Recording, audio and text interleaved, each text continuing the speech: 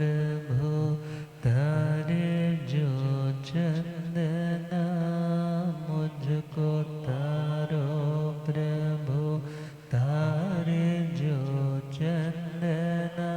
वंदना वंदना वंदना वंदना वंदना।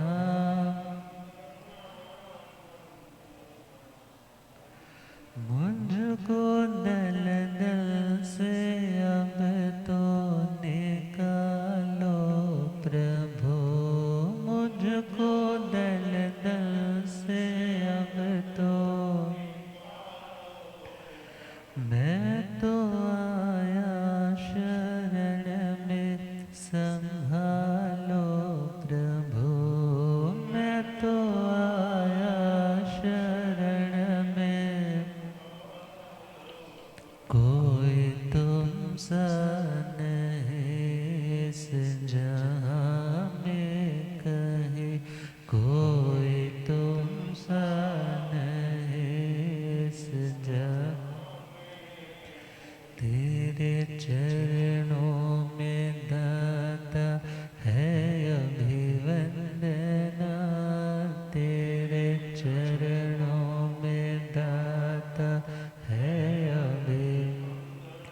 वंदना वंदना वंदना वंदना वंदना वंदना वंदना।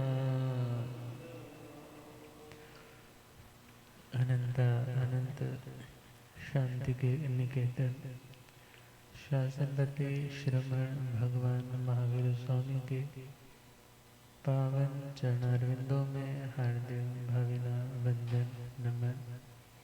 मेरे अंधेरे जीवन को रोशनी प्रदान करने वाले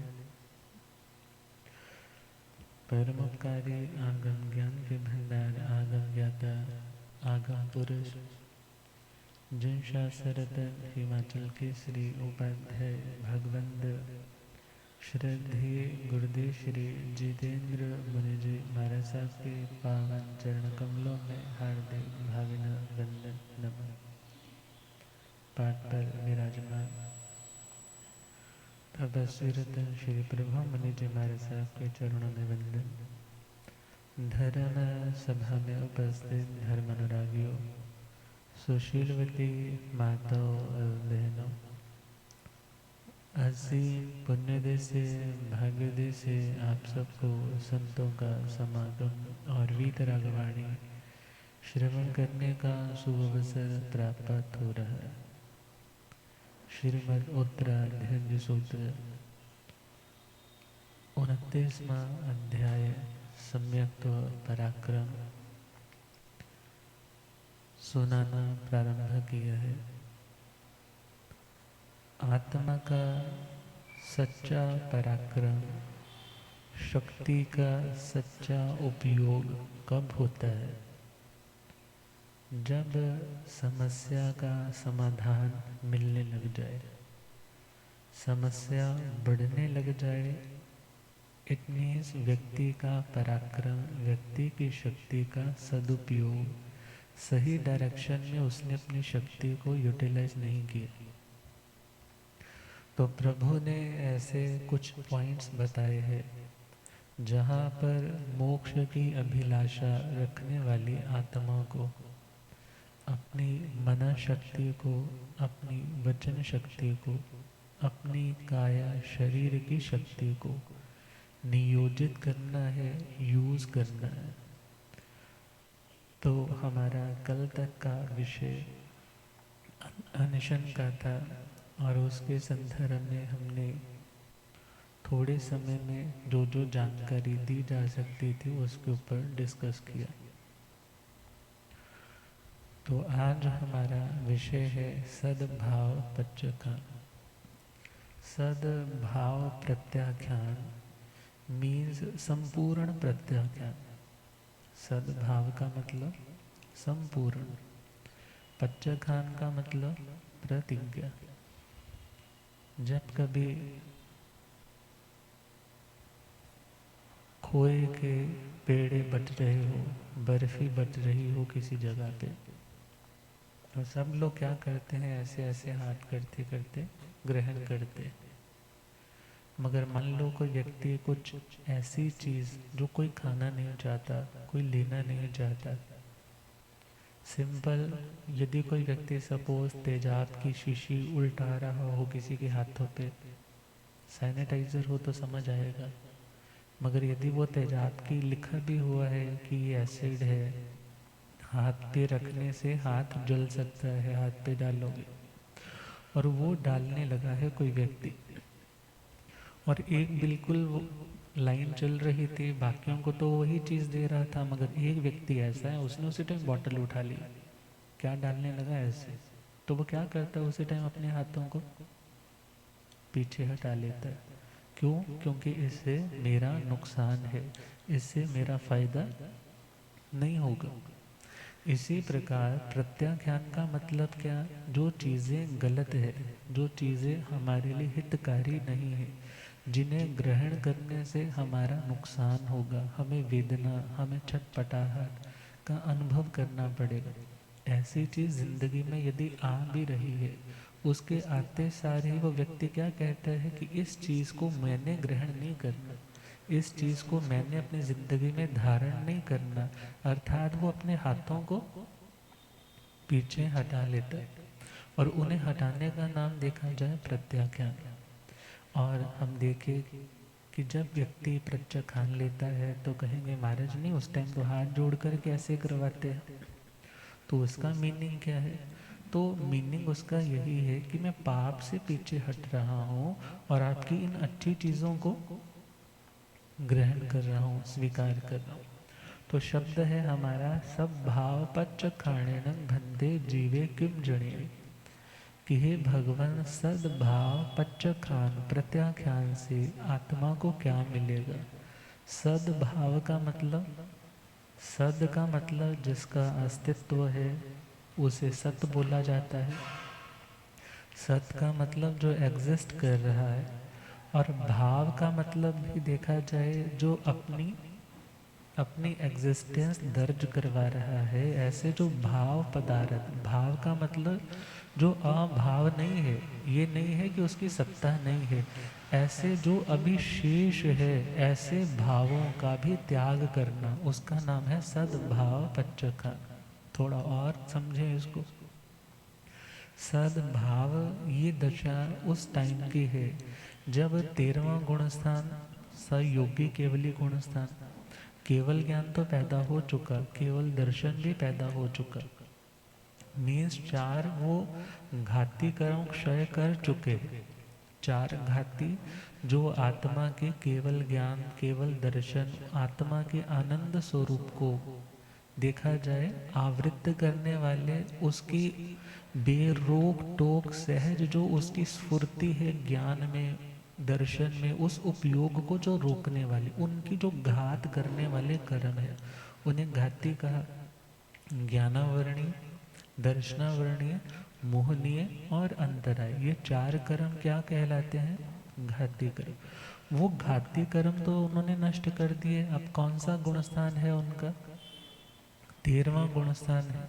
अब उस गुणस्थान में रहते हुए वो दो चरण तो स्पर्श करते हैं जो शुक्ल ध्यान के, शुक्ल ध्यान के 4 चरण है, 4 स्टेप्स है, 2 चरण तो वहाँ पे उन्होंने किए हैं। मगर हम देखें अब वो 2 चरण तो उनकी पूर्व भूमिकाओं में भी थे, पिछले गुणस्थान में भी उन्होंने उनकी आराधना की थी, मगर जैसे ही वो तीसरा चरण छूने लगते हैं, उसमें वो अपने योगों का निरुंधन करने के लिए तैयार हो जाते हैं। जो हमने ऑलरेडी सुना था, मन, वचन और काया, इनके स्थूल स्पंदनों को क्या करेंगे? सूक्ष्म करेंगे। मगर जैसे ही 13वें गुणस्थान का वो लास्ट वाला अंतर मुहूर्त है, उसमें सारी प्रक्रिया की है, अब उनके पास मात्र सूक्ष्म रूप से काया का स्पंदन रह जाता है जो 14वें गुणस्थान में रह रहा है। अब जैसे ही वो 14वां गुणस्थान भी है तो वहाँ पर भी बाकी कर्म तो क्षय हो गए हैं, बाकी 4 घाती कर्म तो क्षय हो गए हैं, कर्म टोटल कितने हैं? 8 है। तो बाकी जो 4 है उन कर्मों को कहा जाता है अघाती कर्म। कौन से कर्म? अघाती। अघाती का मतलब जो उनके केवल ज्ञान को, केवल दर्शन को, उनकी देखा जाए जो चारित्र की पर्याय है, जो श्रद्धा विश्वास की पर्याय है, उनको दूषित नहीं करते, कोई अंतराय भी नहीं है उनके पास। मगर 4 कर्म तो विशेष है, वेदनीय, आयु, नाम और गोत्र कर्म। तो उनके सत्ता का नाम यहाँ पे सद्भाव है। उनकी सत्ता का नाम क्या है? सद्भाव। अर्थात जहाँ पर वो 4 घाती कर्म तो क्षीण हो चुके हैं, मगर अभी 4 अघाती कर्मों की सत्ता, एग्जिस्टेंस है। हम ऐसे समझे, मोटे मोटे कर्जे तो हमने चुका दिए। मोटे मोटे कर्जे, सपोज किसी पे 10 करोड़ का लोन आ जाए, 10 करोड़ का कर्जा आ जाए, तो उस व्यक्ति ने, हम ऐसा कह सकते हैं, उसने 99 करोड़ से भी ज़्यादा रकम चुकता कर दी है। या यूँ कहें कि बस अब उसके ऊपर तो 1 लाख रुपया ही शेष रहा है। 1 लाख को भी कम करते चले जाएं तो मात्र 100 रुपये का कर्जा रह गया। मगर कर्जा तो कर्जा है। कर्जे से मुक्ति होगी तभी वो व्यक्ति निर्भर हो सकेगा। सिर पे यदि 100 किलो का बोझ उठाया है तो भी बोझ है, और यदि 10 ग्राम का भी बोझ उठाया है तो भी उसको हम निर्भर थोड़े बोलेंगे। अर्थात निर्भर अवस्था जो मुक्त अवस्था है, वहाँ तक पहुँचने के लिए उन्होंने वो मोटे मोटे कर्म तो छोड़ दिए। मोटे मोटे कर्म कौन से थे? उन्होंने कषाय छोड़ दिए, क्रोध चला गया, मान चला गया, माया चली गई, लोभ चला गया, वीतरागता का भाव आ गया। और फिर आगे बढ़े तो अगला गुण स्थान उन्होंने केवल ज्ञान भी प्राप्त कर लिया। मीन्स फिर और आगे बढ़े तो उनके योग भी चले गए।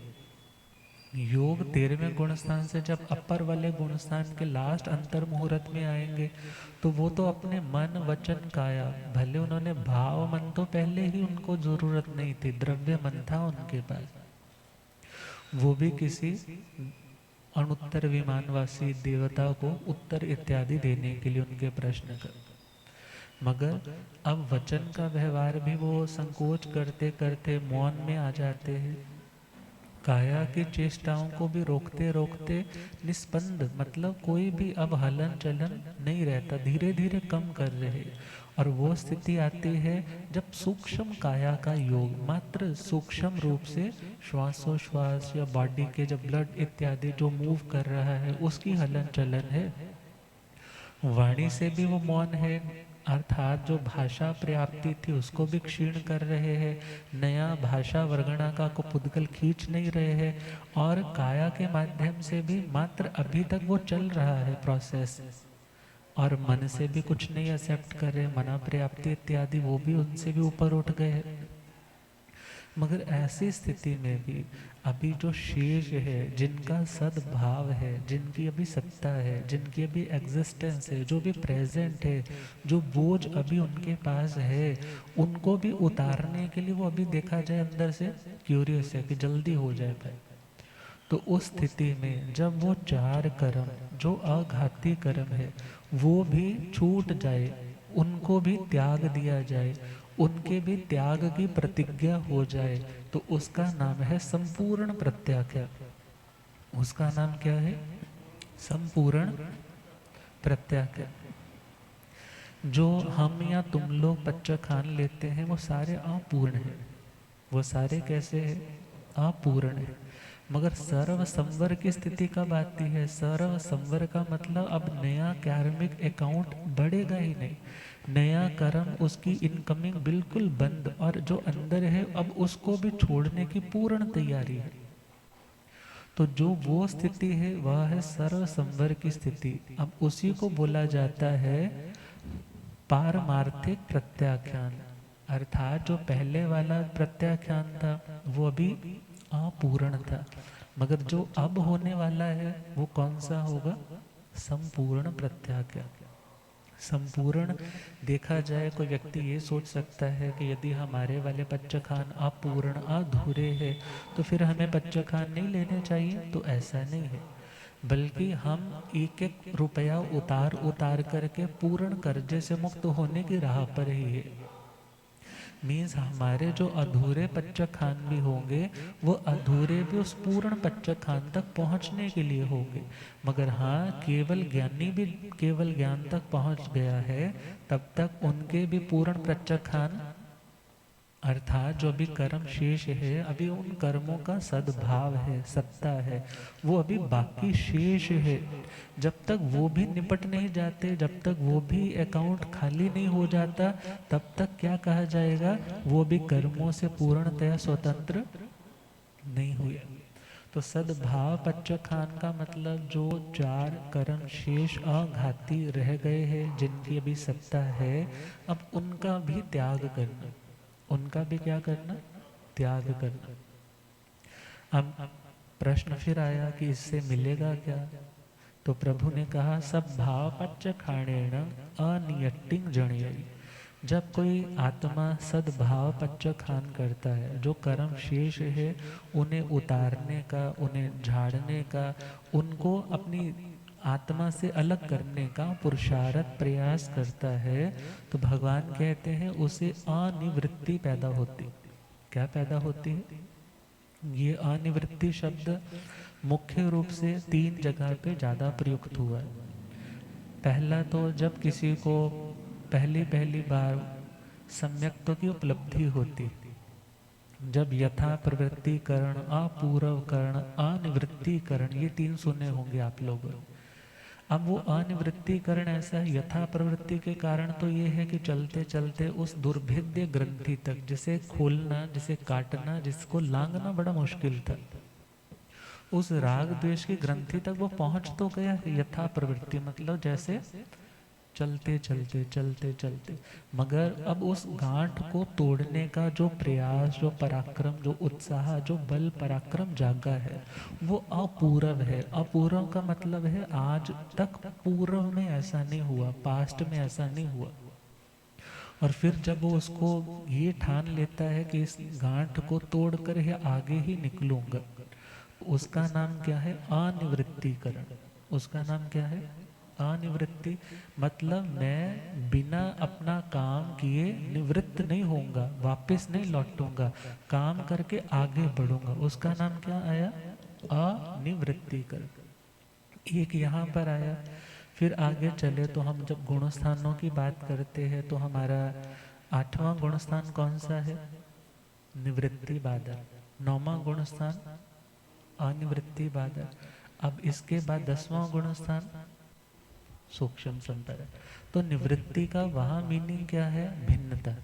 वहाँ निवृत्ति का मतलब क्या है? भिन्नता। बहुत बार कंफ्यूजन हो जाती है, निवृत्ति अनिवृत्ति मीनिंग डिफरेंस नहीं समझ आ रहा है। तो निवृत्ति का मतलब है भिन्नता और अनिवृत्ति का वहाँ मीनिंग है अभिन्नता। मीन्स एक ही सीढ़ी पे सपोज 10 लोग खड़े हैं, तो उन 10 लोगों के एक टाइम में जो भाव है, जो विचार है, वो अलग अलग हो सकते हैं, और जो अलग अलग होना है उसका नाम है निवृत्ति। मगर जैसे 9वें गुण स्थान में है, तो यदि एक स्टेप पे है, एक सीढ़ी पे है और एक ही समय की बात करें, तो सब उन जीवों के जो भाव है, परिणाम है, वो सेम होते। उसका नाम क्या है वहाँ? अनिवृत्ति। मगर अनिवृत्ति का भी मतलब हम देखें तो जो अब लौटेंगे नहीं, आगे बढ़ने के लिए तैयार है। तो खैर वो वैसे तो अनिवृत्ति बार बार जैसे 5वें 6ठे में भी चलता रहता है। जब कभी कोई अपूर्व उत्साह पूर्वक कार्य करना है, मैं करके ही वापस आगे बढ़ूंगा, मैं ऐसे खाली हाथ लौटूंगा नहीं। तो जब जब ऐसा पुरुषार्थ होता है तो वहाँ अनिवृत्ति ये शब्द आता है। और ये तीसरी बार कहाँ प्रयुक्त हुआ? जब हम पहुँचते हैं गुण स्थानों के 14वें गुण स्थान में। कहाँ पहुँचे? 14वें गुण स्थान। और शुक्ल ध्यान की जो 4 पौड़ियाँ है, 4 जो सीढ़ियाँ, जो 4 स्टेप्स है, उसमें तीसरा और चौथा, वैसे तो शास्त्रों में तीसरा जो स्टेप है उसका नाम है सूक्ष्म क्रिया अनिवर्ती, और चौथे का नाम क्या है? समुचिन्न क्रिया अप्रतिपाती। लगभग ग्रंथों में ऐसा ही मिलता है। मगर जब हम इनकी संस्कृत टीकाएं पढ़ते हैं इस शब्द को समझने के लिए अनुवृत्ति को, तो वहाँ पर लगभग सब जगह यही है कि शुक्ल ध्यान का चौथा चरण, शुक्ल ध्यान का चौथा चरण। मगर वहाँ पर शुक्ल ध्यान के चौथे चरण का नाम क्या दिया जाता है? अप्रतिपाती, समचिन्ह क्रिया अप्रतिपाती। और तीसरे चरण का नाम क्या दिया जाता है? सूक्ष्म क्रिया अनिवर्ती। अब वहाँ पर कई बार थोड़ा सा कन्फ्लिक्ट आ जाता है कि ऐसा क्यों है कि शास्त्र की पुरानी टीकाओं में मीनिंग दिया है कि चौथा चरण शुक्ल ध्यान का, और जब हम शास्त्र की मूल भाषाओं में देखते हैं तो वहाँ पर शुक्ल ध्यान के तीसरे चरण का नाम है जो हम यहाँ पर चौथा चरण स्वीकार कर रहे हैं। तो वहाँ पर दो तीन तरह से हम इसका सल्यूशन दे सकते हैं। पहला तो है कि अप्रतिपाती। अप्रतिपाती का मतलब क्या है? जो गया है, जो ऊपर उठा है, सपोज सीढ़ी पे चढ़ रहा है मगर पतित नहीं होता, पतित नहीं होता मतलब गिरता नहीं है, आगे बढ़ता जाता है, उसका नाम क्या है? अप्रतिपाती। और अनिवृत्ति का मतलब भी सेम ही। अनिवृत्ति का मतलब क्या है? निवृत्त हो जाना मतलब होता है काम हो गया, निवृत्त हो गए, या निवृत्त हो जाना मतलब लौट आना। दरवाजा बंद दिखा ना तो बंदा वापस आ जाता है, भाई वो मेरे को मिला नहीं। अब अनिवृत्ति का मतलब क्या है? जब तक तो उससे मिलेगा नहीं ना, जब तक वो लौटे नहीं तुम्हें इंतजार करनी है, वो काम करके आना है। अब उसका नाम क्या है कि वापस नहीं लौटा, जो आगे अपने काम के लिए बढ़ जाता है, उसका नाम क्या आया? अनिवृत्ति। अनिवृत्ति का मतलब भी क्या आया? जो वापस नहीं मुड़ता, जो पीछे नहीं लौटता, जो अपने काम को करता ही करता है। तो मीनिंग के भेद में कोई भेद नहीं आता। तो उस सेंस में देखें कि यदि हम शुक्ल ध्यान के चौथे चरण में उसका नाम अनिवृत्ति भी दे तो कोई प्रॉब्लम नहीं है। और ये भी हो सकता है कि प्राचीन प्रतियों में ये शब्द तीसरे वाला चौथे पे छपता होगा और चौथे वाला तीसरे में छपता, मगर शायद सामान्य जनता के लिए समझने की बात नहीं है, उसको तो बस सुनाओ बात खत्म है। मगर कुछ लोग अन्वेषक रहते हैं जिनको कुछ रहता है कि कुछ एक्सप्लोर किया जाए, तो उस दृष्टि से इसको क्लियर किया है। तो आप प्रभु से पूछा कि प्रभु सद्भाव पच्चखान से क्या मिलेगा, तो प्रभु ने कहा कि अनिवृत्ति मिलेगी। क्या मिलेगा? अब ये अनिवृत्ति कौन सी है? 14वें गुण स्थान वाली, चौथे वाली नहीं है, वो 9वां गुण स्थान नहीं है, बल्कि कौन सा है? 14वां गुण स्थान। अनियट्टी पड़ी वन्ने यण अणगारे चतारी केवली कम मन से खवई तन जहा वियजम आउवं नामं गोयम। जब कोई व्यक्ति अनिवृत्ति इस शब्द को समझ लेता है ना कि अनिवृत्ति का मतलब वापस नहीं लौटना, हमने तो समझा है मगर उन आत्माओं ने किया है, प्रैक्टिकल किया है। अर्थात जैसे ही वो आगे बढ़ी है तो वहां से वापस लौटेंगी नहीं, बल्कि क्या कर जाएंगे? किनारे तक पहुंची है तो ये नहीं किनारे से फिर बैक दोबारा से समुद्र में आ जाएंगे। किनारे पे पहुंची है तो किनारे को छोड़ करके फिर वो मंजिल की ओर बढ़ जाएंगे। तो वैसे ही कहा जो अनिवृत्ति को प्राप्त है, ऐसे अणगार। अणगार का मतलब जिसका कोई अपना आगार घर नहीं है, मीन्स जिसने दुनिया के मोह को विसर्जित कर दिया, त्याग दिया, ना भीतर किसी के प्रति आसक्ति है और ना बाहर द्रव्य रूप से स्थूल नजरों से वो चीज दिखती है कि इसके हुकूमत में, अथॉरिटी में कोई चीज है। तो ऐसे जो अणगार है, प्रभु कहते हैं वो चतारी केवली कम मन से खवई। चार जो केवली कर्मांश है, केवली का मतलब जो केवल ज्ञानी आत्माओं के पास भी कर्मों के कुछ शेष अवशेष रहते हैं, मतलब अंश का मतलब हिस्सा, कर्म का हिस्सा। कर्म कितने हैं टोटल? 8 है। तो 8 में से 4 चलेंगे, कुछ हिस्सा तो अभी बाकी है ना, कुछ शेष है। तो शेष कौन से कर्म है? अघाती कर्म। कौन से कर्म? अघाती कर्म। और प्रभु कहते हैं फिर जो केवली पर्याय में भी जो अभी शेष कर्म थे, कौन कौन से? वेदनीय, आयु, नाम और गोत्र। वेदनीय कर्म क्या देता है? साता, असाता।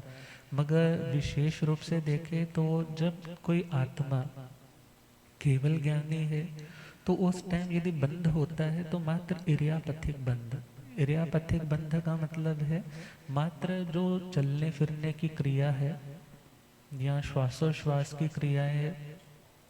और ज़्यादा इजीली समझे तो इरियापथिक बंध जिसमें सुख रूप साता रूप कर्म का ही बंध होता है।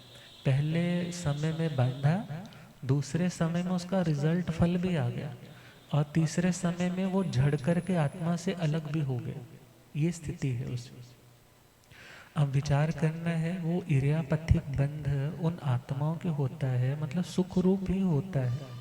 मगर कोई कह सकता है महाराज हमने तो भगवान महावीर स्वामी की जीवनी पढ़ी, तो उसमें हमने क्या सुना कि प्रभु महावीर स्वामी जब साधना पद पे थे तब भी उपसर्ग आए, और जब केवल ज्ञानी हो गए, केवल ज्ञानी होने के बावजूद भी वो गौशाला प्रभु को चैलेंज करने के लिए आया, और प्रभु के ऊपर उसने तेजोलेशा छोड़ी।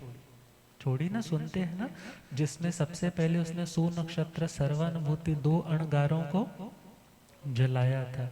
एक भस्म हुए थे और एक जल गए थे। अब विचार करना है प्रभु के सामने इतना कुछ हो गया, और फिर वो प्रभु के ऊपर ही क्या करता है, अटैक करता है। सीखी किन से थी तेजोलेशा की लब्धि? भगवान से सीखी थी। और अटैक किन पे कर रहा है? भगवान पे ही कर रहा है। अब जब भगवान के ऊपर ही उसने अटैक किया है और क्या बोला है कि आप मेरे बारे में क्या कह रहे हो कि ये मंखली पुत्र गोशाल है, ये ऐसे ऐसे चित्र दिखा करके आजीविका कमाता था, ये मेरे साथ जुड़ गया, मगर ये वास्तव में तीर्थंकर नहीं है, ये केवल ज्ञानी नहीं है। और जब वो बात सह नहीं पाया और उसने आकर के प्रभु से वार्तालाप तो क्या सीधा तूफान मचाने लग पड़ा कि आप ये अनाउंस करो कि ये गौशाला क्या है, केवल ज्ञानी है, तीर्थंकर। मगर प्रभु तो जो है उसको वैसा कहेंगे, क्योंकि तीर्थंकर भगवान जो जैसा भाव पदार्थ है उसको वैसे रूप में ही प्रकट करते। मगर जब उससे वो चीज़ डाइजेस्ट नहीं हुई, ईगो पे ऐसा उसको अटैक महसूस हुआ, अपनी ईगो को, अपने अहम को बचाने के लिए उसने क्रोध का प्रोटेक्टिव शील्ड का प्रयोग कर लिया, गुस्सा दिखाया, और प्रभु के ऊपर भी उसने वो तेजोलेशा छोड़ी। 3 बार उनकी प्रदक्षिणा लेकर के वो कहाँ आ गए? गौशाले के ऊपर ही आकर के गिर गए। अब जैसे ही उसके ऊपर ऐसे पुनः लौटी है तो उसने तो क्या कहा कि तुम, भगवान को क्या बोला, 6 महीने में तुम मर जाओगे, काल कर जाओगे, तड़प तड़प के मर जाओगे। मगर प्रभु ने उस टाइम क्या उत्तर दिया? हे गौशालक, मेरे तो अभी 16 साल बाकी है। कितने बाकी हैं? 16 साल बाकी है, मगर तुम्हारी जिंदगी के 7 दिन बाकी। अब जैसे ही सुना अब तो घबरा गया, क्योंकि अंदर से तो जानता है ये तीर्थंकर है, ये केवल ज्ञानी है, उनके अतिशय उसने देख रखे हैं ऑलरेडी। मगर वहां से अब सहमा सहमा सा लौट आता है।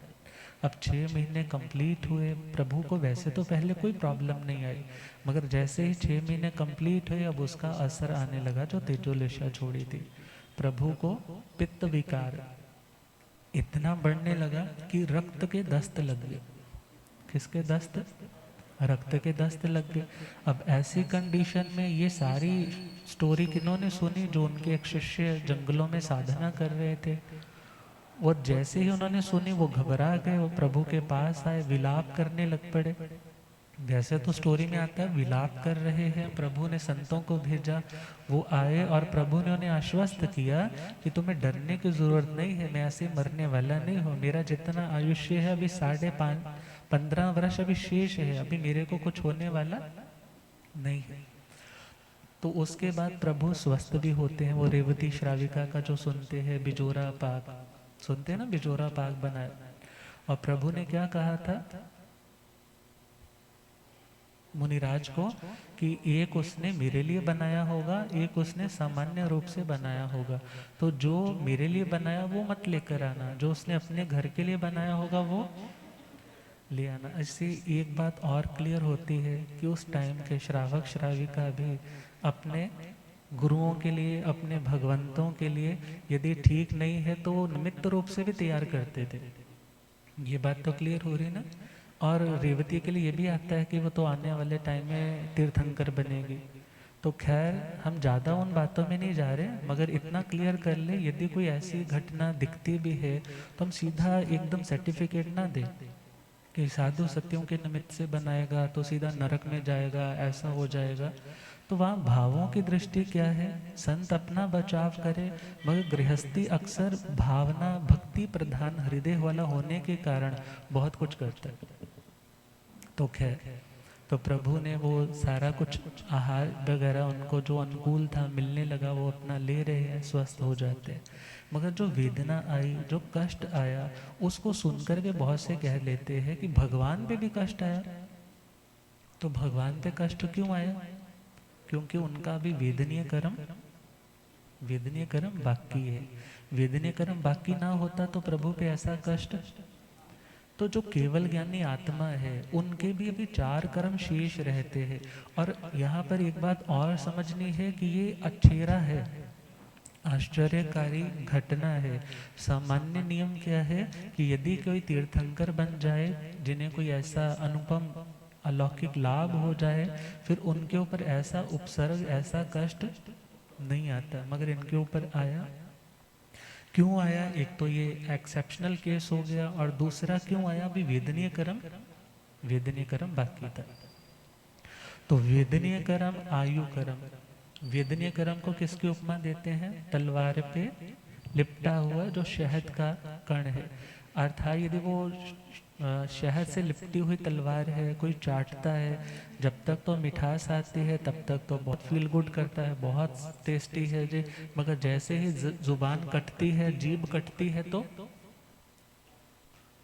उस टाइम तड़पन होती। इसी प्रकार वेदनीय कर्म जो अनुकूलता सुख देता है, और दूसरा प्रतिकूलता दुख देता है। आगे चले तो आयु कर्म। आयु कर्म तो कारागार के समान है।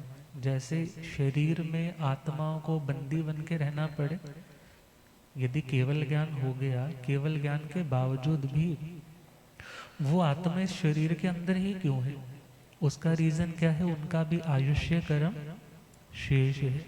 और आगे चले नाम कर्म और गोत्र कर्म। नाम कर्म का मतलब जो चित्रकार की तरह फोटोज बनाते हैं ना, अब वर्ण है, उनका गंध इत्यादि है, उनका चाल इत्यादि है, ये सारी चीजें किसमें है? नाम कर्म। अभी वो कर्म भी उनका शेष है प्रभु का। और जो चौथा पॉइंट है, तो चौथा कर्म कौन सा? गोत्र कर्म। गोत्र कर्म मतलब उच्च गोत्र है या नीच गोत्र है, कैसे फैमिली में पैदा हुए, कैसे खानदान में पैदा हुए, वो चीजें भी तो अभी तक साथ लगी हुई है आत्मा के साथ। वो 4 कर्म अभी शेष बचे हुए हैं। तो भगवान कहते हैं जब कभी कोई आत्मा सद्भाव जो शेष है कर्म, उनको क्षय करने के लिए आगे बढ़ता है, तो उसके केवल ज्ञान प्राप्त होने के बावजूद भी जो 4 कर्मों के अंश, जो 4 कर्म अभी शेष है, 8 में से 4 जो अभी शेष है, जिन्हें अघाती कर्म बोला, उन कर्मों को भी वो आत्मा क्या करता है? क्षीण करता है। उन कर्मों के बंधनों को भी तोड़ता है। तो पच्छा सिद्धई बुद्धई मुच्चई परिनिव्वाई सब दुखाण मंथन करे। और उसके बाद जब ये 4 और 4 घाती प्लस 4 अघाती ये कर्म क्षीण हो जाते, नष्ट हो जाते, उसके बाद वो आत्मा सिद्ध होती है। क्या होती है? सिद्ध किसे बोलते हैं? सिद्ध का एक मतलब तो है किसी चीज में तुम परफेक्ट हो जाते हो, निष्णात हो जाते हो। और सिद्ध का दूसरा मतलब देखे तो जो भोजन बहनें जब पकाती है, दाल बनाई है, चावल बनाए हैं, तो बीच में चेक करते हैं कि वो दाना गल गया। गल गया मतलब पक गया, पक गया मतलब सिद्ध हो गया। सिद्धम अन्नम बोला जाता है संस्कृत में। ऐसे ही जिन आत्माओं की संसार की दशा पक जाती है, संसार की दशा पक जाती है, गल जाती है, जिसको सिंपल समझे, गल गया है। अब जो बीज देखा जाए आपने सपोज वो दाल है, कुछ भी है, आपने बॉइल्ड कर लिया अच्छे से। अब आप यदि चाहो कि मैं इसको धरती में बो करके दोबारा से इसमें से अनाज उगाऊं, तो ये पॉसिबल नहीं। इसी प्रकार जिन आत्माओं के राग और द्वेष जो कर्म के बीज है, जिन्होंने उनको ही नष्ट कर दी, अब नष्ट कर दिया, तो वो कर्म का बीज अब दोबारा से आरोहित नहीं होता, उगता नहीं है। तो उसका नाम क्या है? सिद्ध।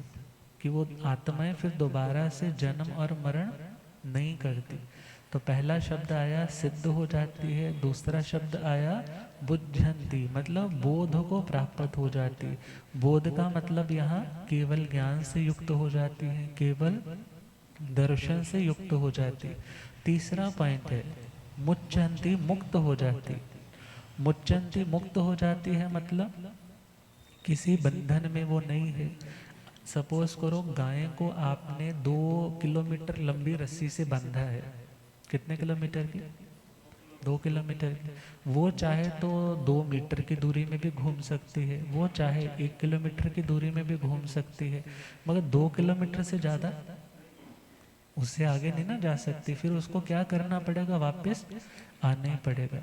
मगर जो मुक्त है, जिसके कोई बंधन नहीं है, फिर वो कहीं भी जाए। इसी प्रकार जो आत्मा कर्मों से, कर्मों की रस्सियों से मुक्त हो जाती है, फिर उन्हें किसी के प्रति ना राग है, ना किसी के प्रति द्वेष है, ना कोई कर्म उनका विशेष है जिसका स्पर्शन करने के लिए, सिंपल बोले तो जिसको फरसने के लिए उनको देह में आना पड़े। तो ऐसी आत्माओं को क्या बोलते हैं? मुक्त आत्मा, जिनको री इनकारनेट नहीं करना पड़ता। कहते ना भगवान ने अवतार लिया। तो जैन मान्यता में अवतार तभी तक होता है जब तक कर्मों के साथ है। जब कर्मों से मुक्त हो जाते हैं तब कोई अवतार नहीं होता। यदि किसी का अवतार है तो वो अभी कर्मों से युक्त आत्मा, कोई देव पर्याय वाली आत्मा हो सकती है, मगर जो कर्मों से मुक्त है वो फिर किसी जन्म और मरण में नहीं आती। और लास्ट पॉइंट दिया है परिनिव्वाय, सब दुखान मंदं करे। वो आत्माएं सभी प्रकार के दुखों का अंत करती है। किसके माध्यम से? जब उन्हें निर्वाण, परिनिर्वाण की प्राप्ति होती है। निर्वाण का मतलब सिंपल बोलेंगे, जो निर्वाण दिवस है दीपावली पे मनाएंगे, निर्वाण का मतलब क्या होता है? निवृत्त हो जाना। मगर निर्वाण का सिंपल देखे तो बुझ जाना। क्या हो जाना? बुझ जाना। किसका बुझ जाना? जब हम शब्द बोलते हैं ना कि कर्म अग्नि के समान है, कसाया अग्निण उत्ता, कषाय आग के समान है। अब आग चारों ओर लगी है तो व्यक्ति को चैन थोड़ी होगी। मगर अब क्या हो गया है? कौन सी स्थिति आई है? कषायों की सारी अग्नि, कर्मों की सारी अग्नि बुझ चुकी है। उस स्थिति का नाम क्या है? निर्वाण। अब और ध्यान देना है, बौद्ध दर्शन में भी ये शब्द प्रयोग में आता है निर्वाण, मगर उनका जो लॉजिक है वो तो बोलते हैं बुझ जाना मतलब नष्ट हो जाना। नष्ट हो जाना मतलब आत्मा रहती नहीं है, आत्मा रहती ही नहीं है, बुझ गई। कोई मोक्ष, निर्वाण, सिद्धशिला कोई मानने की जरूरत नहीं, वो बोलते बस खत्म हो गई। मगर यदि खत्म होने के लिए हम इतना कुछ कर रहे हैं, फिर तो कोई समझदारी नहीं है। हम तो किसके लिए कर रहे हैं? कि जो हमारा स्वरूप है हम वहां तक पहुंच सके। हमें खत्म किसको करना है? जो हमारी अशांति का, जो हमारे केवल ज्ञान, केवल दर्शन को रोकने वाले संस्कार, कर्म है, हमें उनको नष्ट करना। जो हमारी अशांति को बढ़ाते हैं उन कषायों को नष्ट करना, उनकी अग्नि को बुझाना हमारा लक्ष्य है। आत्मा को ही खत्म कर देना ये हमारा लक्ष्य नहीं है। तो निर्वाण का, परिनिर्वाण का मतलब जो पूरी तरह से शीतलीभूत हो जाती है। अर्थात सिंपल बोलते हैं ना, ठंड पै जाती है। ठंड पै जाना मतलब अब शांति है, किसी प्रकार का कोई कर्म का संस्कार नहीं, कोई कर्म की आग नहीं। तो उस शांत अवस्था का नाम क्या है? निर्वाण की अवस्था।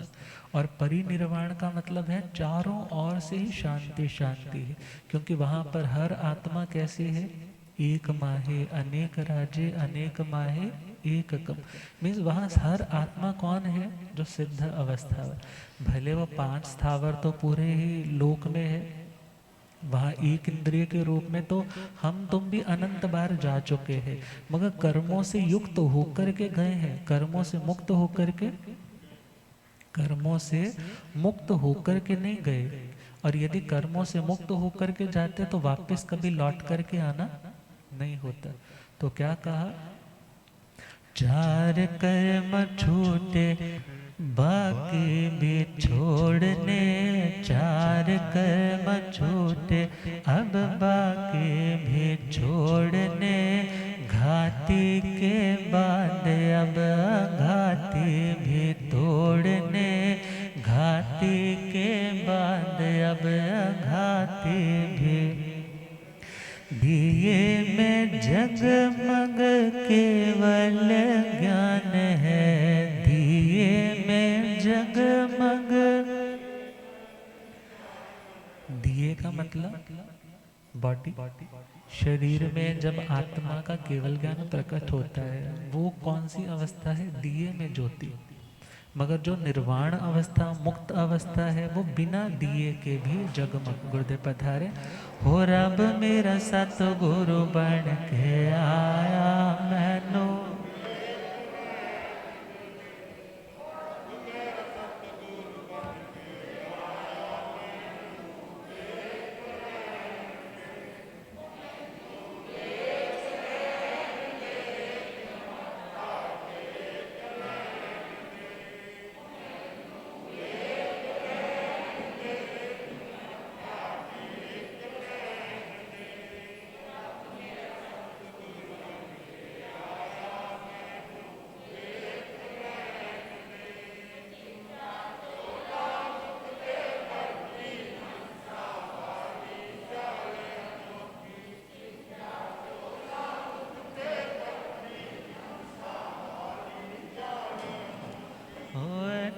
झुकना संसार मैनू,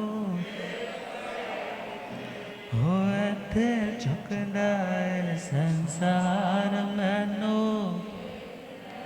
हो रब मेरा सतगुरु बन के आया मैनू। ओ पौंदे पौंदे पानी देंदा सुके, बूटे हरे कर देंदा, पौंदे पौंदे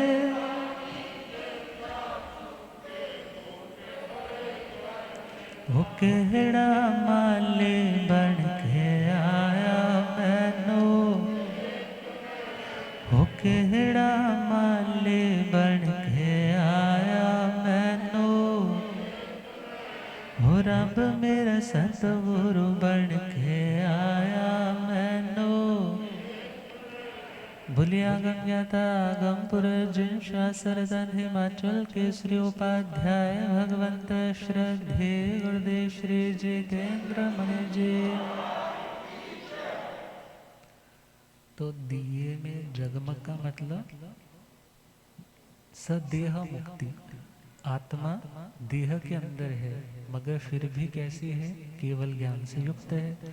मगर इस दिए से, इस बाहर की आउटर बॉडी से भी मुक्त होकर के जो जगमग है, उसका नाम क्या है? निर्वाण की अवस्था। दिए में जगमग केवल ज्ञान है, दिए में जगमग, ज्योति में ज्योत जले पद निर्वाण है, ज्योति में ज्योत जले पद।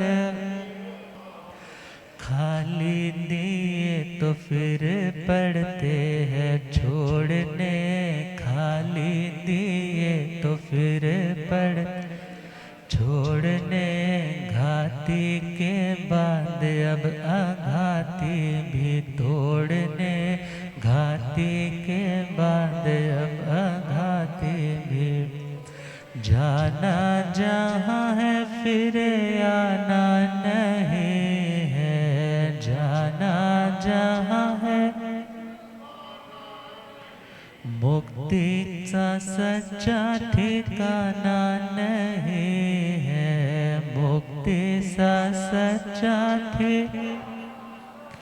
दुनिया के झूठे सुख पड़ते हैं छोड़ने, दुनिया के झूठे सुख पड़, चार कर्म छूटे बाकी भी छोड़ने, चार कर्म छूटे अब बाकी भी, अनंत ज्ञान और दर्शन चारित, अनंत ज्ञान और दर्शन निरंतर आए हैं जीवन पवित्र, निरंतर आए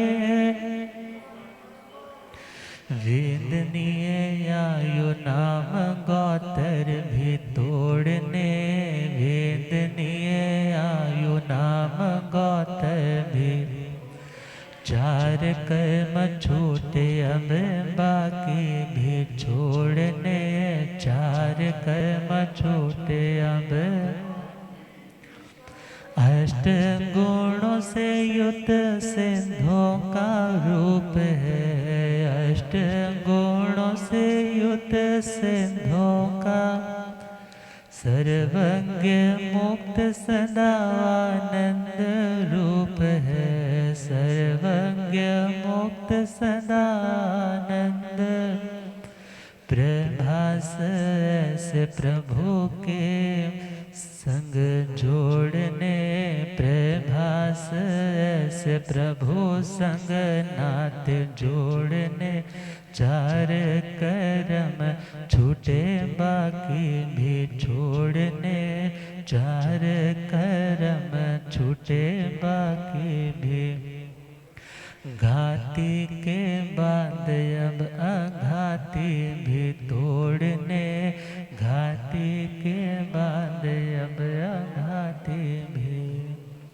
भले ये शब्द, ये कंटेंट हमारे लिए आज प्रैक्टिकल यूज वाला नहीं, कह सकते हैं कि पता नहीं चार कर्म कब टूटेंगे, बाकी 8 कर्म से कब मुक्त होंगे, मगर एटलीस्ट पता हो कि मोक्ष जाने वाली आत्माएं क्या करती है, मोक्ष कब होता है। बहुतों को तो ये नहीं पता कि महाराज केवल ज्ञान होने के बाद मोक्ष होता है या मोक्ष में जाने के बाद केवल ज्ञान होता है।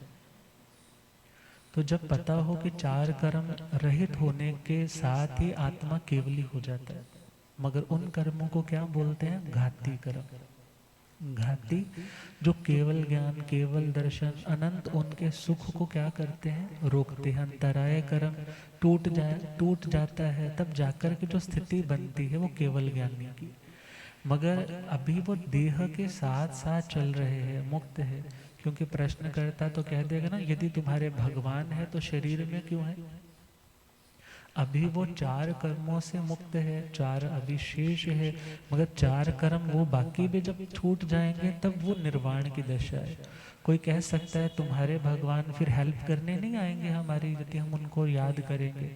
तो वहाँ उत्तर दिया कि प्रभु ना किसी की रक्षा करते हैं और ना किसी से कुछ छीनते हैं। क्यों नहीं छीनते, क्यों नहीं रक्षा करते? क्योंकि वो वास्तविक रूप से परम आनंद के, परम अपने अखंड स्वरूप में विराजमान है। और जिन धारणों में हम ये सुनते हैं कि प्रभु रक्षा करने आते हैं, यदि कोई रक्षा करने वाला आता है तो वो दैविक सत्ता हो सकती है, वो डिवाइन पावर्स हो सकती है, वो देवी देवता हो सकते हैं, जो अपनी मान्यता के कारण या तुम्हारे प्रति करुणा बुद्धि होने के कारण, तुम्हारे ही बिरादरी के होने के कारण, सपोज करो ना आप में से कोई देवी देवता बन गया और तुम्हारे में से अभी कोई दुनिया में यहाँ है और उनको याद कर रहा है, किसी कष्ट में है, किसी संकट में है, तो वो देखते हैं भाई ये इसकी धर्म से श्रद्धा ना चली जाए, वो हेल्पिंग भी हो जाते हैं। मगर जो मोक्ष में विराजमान आत्माएं हैं वो ना किसी के लिए हेल्पिंग है और ना किसी के प्रति नुकसान देने वाली। और मल्टी गॉड थ्योरी है, परमात्मा स्वरूप की दृष्टि से एक है मगर अनंत सिद्ध आत्माएं। कितनी आत्माएं? अनंत सिद्ध आत्माएं है। तो उन सभी को यदि जानेंगे तभी अपने प्रभु के बारे में, अपनी आत्मा के निश्चय स्वरूप के बारे में हम जान पाएंगे। तो आज का प्रवचन यही समेटते हुए और कल प्रतिरूपता के ऊपर आएगा कि साधु का जो वस्त्र इत्यादि है ये वाइट ही क्यों होते हैं, जिन कल्पी होते थे वो कपड़ा नया लेते क्यों नहीं थे, इन सब बातों से होगा क्या, वास्तव में क्या ये मोक्ष में उपयोगी है या नहीं है, इसका लक्ष्य क्या है। तो इन बातों पे कल चर्चा करेंगे। अब गुरुदेव कृपा फरमाएंगे। ओम।